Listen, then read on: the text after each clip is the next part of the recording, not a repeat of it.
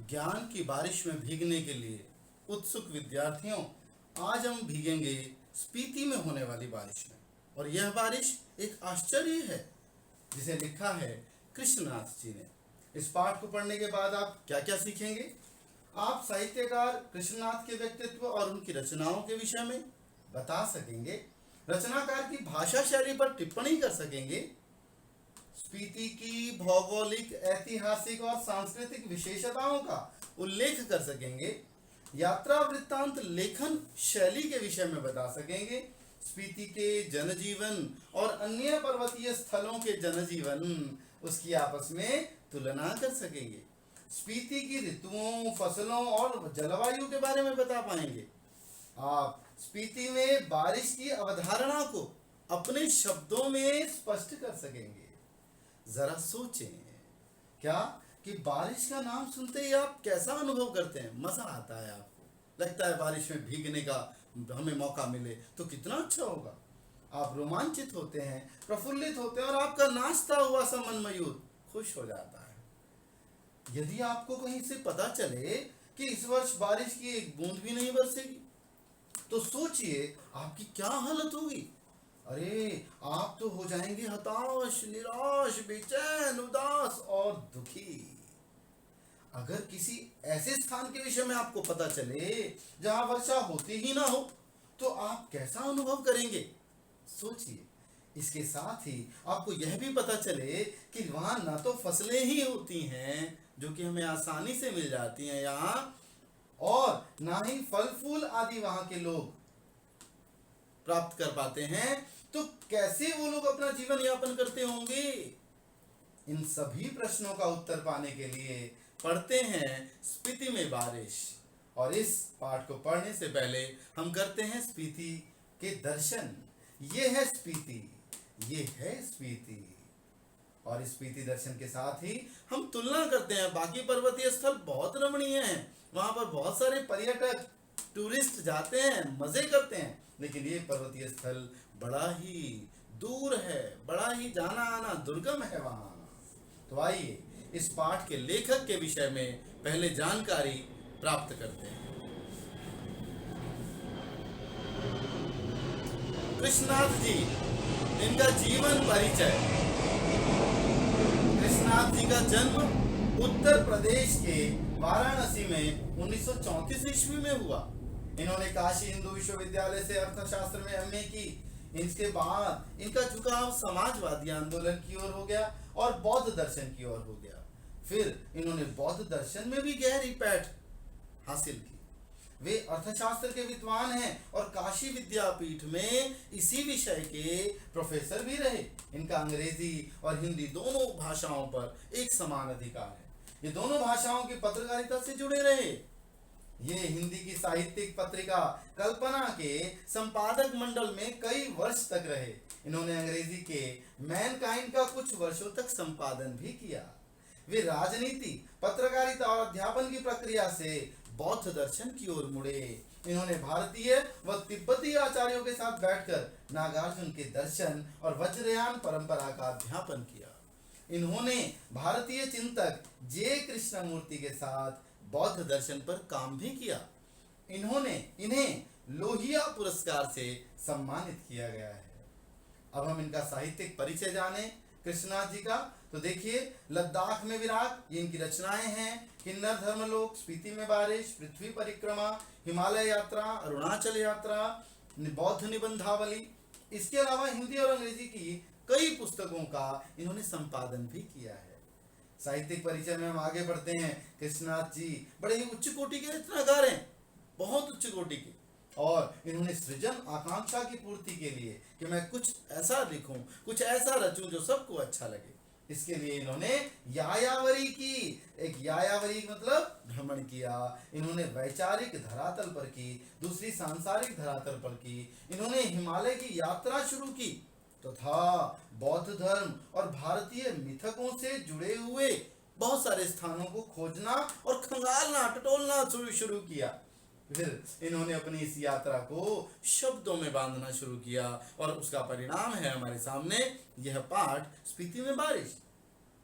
वे जहां की यात्रा करते हैं वहां पर्यटक बनने के साथ साथ वे तत्ववेत्ता उसकी तरह अध्ययन करते चलते हैं। वे वहां की विशेष स्मृतियों को उघाड़ देते हैं, हमारे सामने खोल कर रख देते हैं। वे स्मृतियां, ये वे यादें होती हैं जो इतिहास के प्रवाह में सिर्फ स्थानीय होकर रह गई हैं, लेकिन जिनका संपूर्ण समाज लोकमानस से गहरा रिश्ता हो रहा है।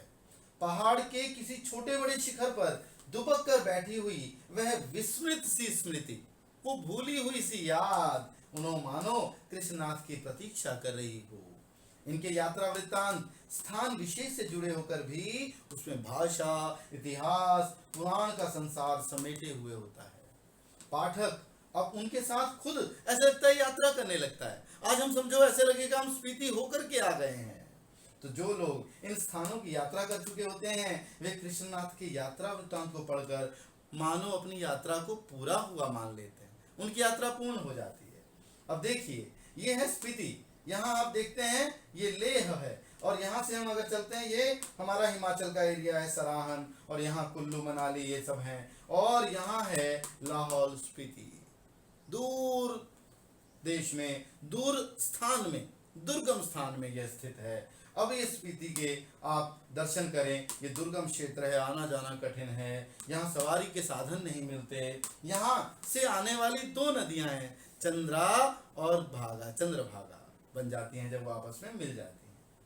पाठ के मुख्य बिंदु क्या हैं, इन्हें ध्यान से पढ़ें ताकि पूरा पाठ आपके सामने, पूरा यात्रा वृत्तांत आपके सामने खुल करके आ जाए। कैसे?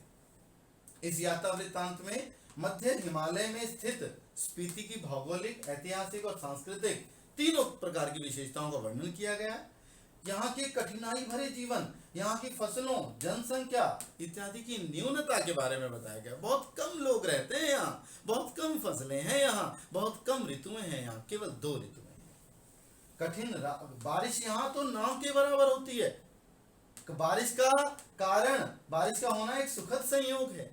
कठिन रास्तों व दुर्गम स्थान के कारण इतिहास में इसका नाम कम ही रहा है। इतिहास में ज्यादा इसका वर्णन नहीं है। इतिहासकार जाए वहां कैसे, लिखे कैसे उसके बारे में, ये हमेशा परेशानी रही। यहाँ संचार यानी कि परस्पर वार्तालाप, लेन देन भी कैसे होता है, केलंग व काजा के मध्य वायरलेस के माध्यम से होता है। यहाँ राजशाही अभी भी चल रही है और लगभग यह हमेशा स्वायत्त रही है। इस पर अंग्रेजों ने अपना या मुगलों ने अपना कभी शासन नहीं किया, कर ही नहीं पाए, इतने तो जाएं कैसे। भूगोल ही इसकी रक्षा करता है, इसकी जो सिचुएशन है, इसकी जो स्थिति है, उस हिसाब से खुद ही अपनी रक्षा करता है स्थान। तो भूगोल ही इसका संहार भी कर देता है। जब कभी बर्फबारी होती है, जब कभी विस्फोट होता है, तो उसी से इसका संहार भी होता है। जनसंख्या तो यहाँ पर लाहौल स्पीति, ये 2 अलग अलग स्थान हैं, लाहौल से भी कम बताई गई है। यहाँ का प्रशासन अप्रत्यक्ष रूप से ब्रिटिश राज, कश्मीर मंडल, कुल्लू मंडल, बुशहर मंडल व लद्दाख मंडल के अधीन आता रहा, बदलते रहे जैसे जैसे उस प्रांत को, उस स्थान को अलग अलग प्रांतों के साथ जोड़ा जाता रहा समय के अनुसार। और नोनो, जिसे वहां का राजा कहा गया है, उसके निर्देशन में शासन चलता था, जिससे मालगुजारी और फौजदारी मुकदमों का भी अधिकार था। अगले बिंदु इसके देखिए ध्यान से, ये मुख्य बिंदु है, पूरा पाठ आपके सामने खुल करके आ जाता है। यहाँ 31.42 और 32.59 अक्षांश उत्तर और 77.26 और 78.42 पूर्व देशांतर के बीच स्थित है यह स्पीति। यहाँ मुख्य घाटी स्पीति नदी की घाटी है। स्पीति अपने आप में नदी नहीं है, स्पीति में बहने वाली नदी। 8 महीने से अधिक यह स्पीति दुनिया से कटी रहती है। इतनी सर्दी पड़ती है, इतनी बर्फ पड़ती है कि लोगों से कांटेक्ट ही नहीं हो पाता। यहाँ दक्षिण की श्रेणियों को माने श्रेणी कहा गया है, माने श्रेणी। यह शायद बौद्धों के माने मंत्र के कारण, ओम मणि पद्मे हुम, ये माने पद्म मंत्र है, उसके कारण कहते हैं कि शायद इसका नाम पड़ा होगा माने श्रेणी। लेखक ने मैदानी अर्थात जो समतल में रहने वाले हमारे जैसे युवा युवतियों से आह्वान किया है, उन्हें कहा है कि अरे यहाँ आओ तो सही और यहाँ की चोटियों के अहंकार को आकर के नष्ट करो, जरा चोटियों पे चढ़ के देखो, पता चलेगा कि आप वास्तव में युवा हैं कि नहीं हैं। यहाँ 2 ऋतुएं होती हैं, थोड़े से समय के लिए वसंत, बाकी तो सर्दी ही सर्दी होती है। यहाँ की धरती सूखी, ठंडी और वंध्या बांझ है। वो कालिदास की बरखा बहार, कालिदास ने बहुत वर्णन किया, क्या बारिश होती है, बारिश में सब झूमते नाचते गाते हैं। सावन पर बहुत सारे गाने भी बने हैं, फिल्मी गाने, लेकिन यहाँ कभी सावन आता ही नहीं। क्यों? क्योंकि यहाँ षड ऋतुएं है ही नहीं। यहाँ एक मटर, चने की ही फसल होती है, मटर की ही फसल होती है और कोई फसल नहीं होती। लेखक की यात्रा के दौरान स्पीति में बारिश हुई, लेखक वहां गया तब वहां बारिश हुई, तो लोग कहते हैं भाई आपका आना तो बड़ा शुभ हुआ है, हमने तो बारिश के दर्शन ही नहीं किए। तो यहाँ पर हम देख सकते हैं स्पीति में बारिश। यहाँ पर देखें लेखक की भाषा कैसी प्रयोग करते हैं लेखक, आम बोलचाल की खड़ी बोली हिंदी लेखक प्रयोग करते हैं, जिसमें तत्सम, तद्भव, उर्दू और अंग्रेजी के शब्दों का भी सहज प्रयोग किया गया है। आर्तनाद, जैसे कुछ शब्दों को आप देखिए, आर्तनाद तत्सम शब्द है। दर्द भरी ऊंची आवाज, स्वर में दुख का ज्ञापन, स्वर के साथ अपने दुख का ज्ञापन आवाज के साथ, और यह सहायता की पुकार। अलंघ्य यानी जिसे लांघा ना जा सके, पार ना किया जा सके। तुषार, हिम या बर्फ। दुंगछेन एक तरह का एक वाद्य यंत्र है, आप देख सकते हैं। महाशंख जिसे फूंक कर बजाया जाता है। पीर पांचाल एक पर्वत श्रृंखला। डायनामाइट इंग्लिश का शब्द है। बारूद की छड़ें। मजिस्ट्रेट उर्दू का शब्द है, इंग्लिश का शब्द है। न्यायाधीश। बगावत उर्दू का शब्द है। विद्रोह। आगे हम देखते हैं इस पाठ में मुख्य प्रतिपाद्य क्या है। कुछ बिंदु हमने पहले पढ़े, अब प्रतिपाद्य देख लें। दुर्गम क्षेत्र स्पीति में रहने वाले लोगों के कठिनाई भरे जीवन का वर्णन किया है लेखक ने। कुछ युवा पर्यटकों का पहुंचना स्पीति के पर्यावरण को बदल सकता है।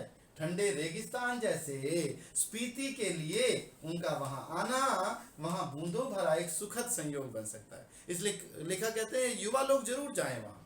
लेखक बताता है कि हिमाचल प्रदेश के लाहौल स्पीति जिले की तहसील है स्पीति। ऊंचे दर्रों और कठिन रास्तों के कारण इतिहास में इसका नाम कम रहा है, कोई जा ही नहीं पाया यहाँ। आजकल संचार के आधुनिक साधनों में वायरलेस के जरिए ही केलंग व काजा के बीच संबंध बना रहता है। केलंग के बादशाह को हमेशा ये डर बना रहता है, अरे मेरी कोई अवज्ञा तो नहीं कर रहा, कोई बगावत तो नहीं कर रहा, ये डर बना रहता है। यह क्षेत्र प्रायः स्वायत्त ही रहा है, चाहे कोई भी राजा रहा हो। इसका कारण, स्वायत्त रहने का कारण क्या है, इसका भूगोल, और भूगोल ही इसकी रक्षा और संहार भी कर देता है।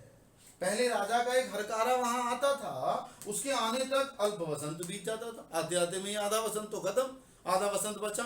तो उसमें जोरावर सिंह के हमले के समय स्पीति के लोग घर छोड़कर भाग गए थे, ऐसा वर्णन उसमें पाठ में आता है। उसने यहाँ के घरों और विहारों को लूटा, बस वो एक आक्रमण हुआ, अदरवाइज कोई आक्रमण नहीं हुआ। यहाँ मानसून की पहुंच नहीं है, हम तो यहाँ मानसून का इंतजार करते हैं, वहां मानसून नहीं है। यहाँ कोई बारिश वगैरह और उसके बाहर यानी फूल खिलने वगैरह का वातावरण ही नहीं होता। कालिदास को अपने ऋतु संहार, उन्होंने किताब लिखी है, ग्रंथ लिखा है उन्होंने ऋतु संहार, और उसमें तो उन्होंने वर्षा ऋतु का पूरा वर्णन ही कर दिया। पर वहां पर स्पीति के लोगों के लिए तो वर्षा कोई एक तरह का सपना है। उसका वर्षा वर्णन लाहौल स्पीति के लोगों की समझ से परे है। वे नहीं जानते कि बरसात में नदियां भी बहती हैं और बादल भी बरसते हैं और मस्त हाथी चिंघाड़ने लगते हैं, जंगलों में भी हरियाली छा जाती है। वियोगिनी स्त्रियां बारिश के कारण तड़पने लगती हैं। यहाँ के लोगों ने कभी भी पर्याप्त वर्षा नहीं देखी। धरती सूखी रही, ठंडी बनी रही, और वंध्या यानी बांझ बनी रहती है। वहां फसलें नहीं होती ना, इसीलिए स्पीति में एक ही फसल होती है, जिसमें जौ, गेहूं, मटर व सरसों प्रमुख हैं। इनमें भी जौ ही मुख्य फसल है जो पर्याप्त रूप से होती है। सिंचाई के साधन पहाड़ों से बहने वाले झरने हैं, उन झरनों के पानी से थोड़ी बहुत सिंचाई होती है। स्पीति नदी का पानी काम में नहीं आता। स्पीति की भूमि पर खेती तो की जा सकती है, बशर्ते यहाँ पानी पहुंचाया जाए। यहाँ फल पेड़ आदि नहीं होते। भूगोल के कारण स्पीति नंगी और वीरान है। वर्षा यहाँ एक घटना है। लेखक एक घटना का वर्णन करता है। वह काजा के डाक बंगले में एक बार सो रहा था जब लेखक यात्रा करने गया। लेखक का यात्रा वृत्तांत पढ़ रहे हैं आप, आपको याद है। तो लेखक एक दिन सो रहा था, आधी रात के समय उन्हें लगा कि कहीं कोई खिड़की खड़का रहा है। खट खट खट खट खट खिड़की खटखटा रहा है। तो उसने खिड़की खोली तो हवा का तेज झोंका, ठंडी ठंडी हवा का तेज झोंका उसके मुंह और हाथ को छीलने सा लगा। उसने पल्ला खिड़की का बंद कर दिया। अरे भाई ये तो सहन नहीं होगी हवा। तो आड़ में से जरा छुप करके साइड से देखा कि वाह यहाँ बारिश हो रही है। लो जी, बर्फ की बारिश हो रही थी। सुबह उठने पर पता चला कि लोग उनकी यात्रा को शुभ बता रहे थे और कह रहे थे यहाँ आज बहुत दिनों के बाद बारिश हुई है। लेखक का उद्देश्य क्या इस पाठ का, जो आपने बीच में भी समझा, फिर से समझिए। कुछ लोग, युवा पर्यटक यहाँ जरूर पहुंचे ताकि यहाँ का वातावरण बदल जाए। दूसरा, स्पीति को पर्यटन स्थल के रूप में विकसित किया जाए। और तीसरा उद्देश्य है स्पीति का उत्तर उत्तर विकास किया जाए ताकि वह दुर्गम क्षेत्र सुगम बन सके। अब हम इसके मुख्य बिंदुओं को देखें। हॉटस्पॉट्स क्या है वो मुख्य बिंदु, देखिए जरा। यहाँ पर कवि कह रहा है, लेखक कह रहे हैं, यात्रा, एक तो यह यात्रा वृत्तांत है। स्पीति की भौगोलिक, ऐतिहासिक और सांस्कृतिक विशेषताओं का वर्णन है यहाँ। उसके बाद कठिनाई भरा जीवन, फसलों व जनसंख्या की न्यूनता, जो आप पढ़ चुके हैं उसका रिवीजन हो रहा है। ये एक ही फसल होती है यहाँ, जिनमें जौ, गेहूं, मटर व सरसों प्रमुख है। इनमें भी जौ ही है जो प्रमुख फसल वहां होती है। बारिश ना के बराबर होती है, इसलिए बारिश का होना सुखद संयोग है। कठिन रास्तों व दुर्गम स्थान के कारण इतिहास में इसका नाम नहीं रहा, ज्यादा नहीं रहा। यहाँ दो ही ऋतुएं होती हैं, थोड़ा सा बसंत और बाकी सारी सर्दी। सिंचाई के साधन पहाड़ों से बहने वाले झरने ही हैं। स्पीति की नदी का पानी काम में नहीं आता, इसलिए सिंचाई नहीं हो सकती। फल, पेड़ आदि वहां नहीं होते। भूगोल ही उसकी रक्षा करता है। भूगोल के कारण ही स्पीति नंगी और वीरान भी है। वर्षा यहाँ पर एक सुखद घटना है। लेखक की यात्रा के दौरान जो स्पीति में बारिश हुई, वो उसकी यात्रा का शुभ परिणाम वहां के लोग मानते हैं। अब ये आपके लिए कुछ प्रश्न हैं जिन्हें आप ध्यान से समझ करके हल करेंगे। प्रश्न है, इतिहास में स्पीति का वर्णन क्यों नहीं मिलता? स्पीति के लोग जीवन यापन के लिए किन किन कठिनाइयों का सामना करते हैं? ये माने की चोटियां बूढ़े लामाओं की जाप से उदास हो गई हैं। इस पंक्ति के माध्यम से लेखक ने युवा वर्ग से क्या आग्रह किया है, आपने अभी पढ़ा है। वर्षा यहाँ एक घटना है, एक सुखद संयोग है। लेखक ने ऐसा क्यों कहा है? स्पीति अन्य पर्वतीय स्थलों से कैसे कैसे अलग है? स्पीति में बारिश, पाठ का प्रतिपाद्य, ये द हलंत है, प्रतिपाद्य बताइए। यहाँ पर स्पीति में शिव का अट्टहास नहीं है, बल्कि आर्तनाद है, हिम का आर्तनाद। ये स्पष्ट कीजिए। स्पीति रेगुलेशन कब पास हुआ, इसके बारे में बताइए। ये कुछ प्रश्न हैं जिन्हें आप हल करेंगे और इसी के साथ हमारा ये पाठ पूर्ण होता है। धन्यवाद।